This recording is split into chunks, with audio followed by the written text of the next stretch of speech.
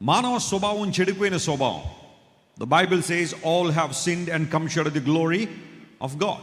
అందరూ పాపము చేసి దేవుడిని గురించి మహిమను పొందలేకపోతున్నారు. మన హృదయాలు మలినమైపోయినాయి, మన హృదయాలు పతనం అయిపోయినాయి, మన హృదయాలు దురాలోచనతో నింపబడ్డాయి, మన హృదయాలు దేవునికి విరోధమైన అనుభవాలతో నింపబడ్డాయి.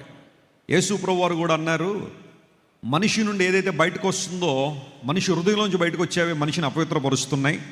ఆ విషయంలో మీరు జాగ్రత్తగా ఉండండి అని ప్రభువారు మాట్లాడుతూ అన్నారు. మానవుని యొక్క హృదయంలో నుండి వచ్చేవి ఏంటంటే దురాలోచనలతో మొదలుపెట్టి అహంభావం, అవివేకం దాకా 13 రకాలైన పాపాలు మెన్షన్ చేశాడు యేసు ప్రభువారు. మనిషి యొక్క ఆలోచనలు పాడైపోయిన హృదయం పాడైపోయింది. ఇప్పుడు దాన్ని బాగు చేసేవాళ్ళు ఎవరు? దాన్ని నూతన పరిచేవాళ్ళు ఎవరు? కొత్త గృహాలు ఇచ్చేవాళ్ళు ఉన్నారు, కొత్త కార్లు ఇచ్చేవాళ్ళు ఉన్నారు, కొత్త బట్టలు ఇచ్చేవాళ్ళు ఉన్నారు. కానీ నూతన హృదయం ఎవరిస్తారు అంటే బైబిల్ సెలవిస్తూ ఉంది, దేవుడు మనకు ఈ వరల్డ్ కాన్ఫరెన్స్లో నూతన హృదయాన్ని ఇవ్వాలనుకున్నాడు. ఆమేన్. పాత హృదయం యొక్క స్వభావం ఏంటి అంటే అది రాతి గుండెలా మారిపోయిందట.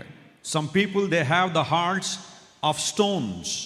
హృదయాలు కఠినమైపోయినాయి, పాషాణ హృదయాలు అయిపోయినాయి, కరగట్లేదు.